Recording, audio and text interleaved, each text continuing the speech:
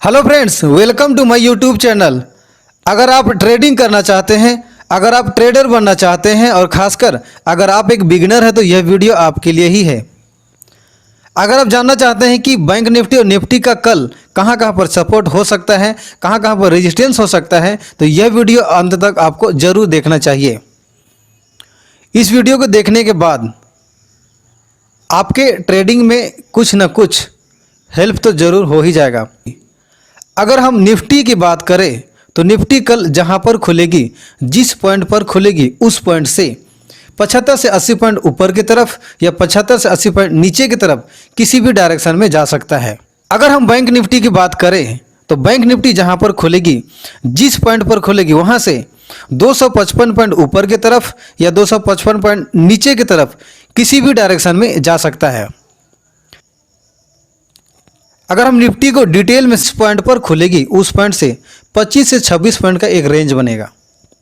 जैसे ही उस रेंज को ब्रेक करेगा, कहने का मतलब 25 या 26 पॉइंट का एक रेंज बनेगा, या वहाँ से जैसे ही मार्केट निकलेगी 75 से 80 पॉइंट आसानी से मूव दे देगा किसी भी डायरेक्शन में।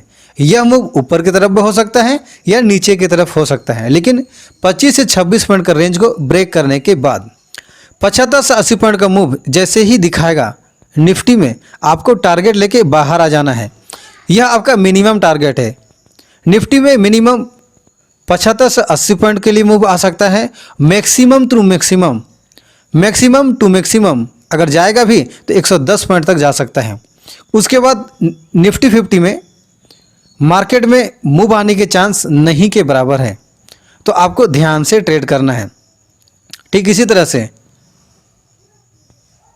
अगर हम बैंक निफ्टी की बात करें तो बैंक निफ्टी जहां पर खुलेगी, जिस पॉइंट पर खुलेगी वहां से 90 से 100 पॉइंट का एक रेंज बन सकता है। 90 से 100 पॉइंट का एक रेंज बनेगा, और जैसे ही उस रेंज को ब्रेक करेगा, जिधर भी ब्रेकआउट होगा, बैंक निफ्टी में 255 पॉइंट का मूव आसानी से आ सकता है। यह आपका पहला टारगेट होगा। बैंक निफ्टी में मिनिमम टू मिनिमम 255 पॉइंट का मूव आए, और अगर मैक्सिमम की बात करें तो 320 पॉइंट का मूव आ सकता है।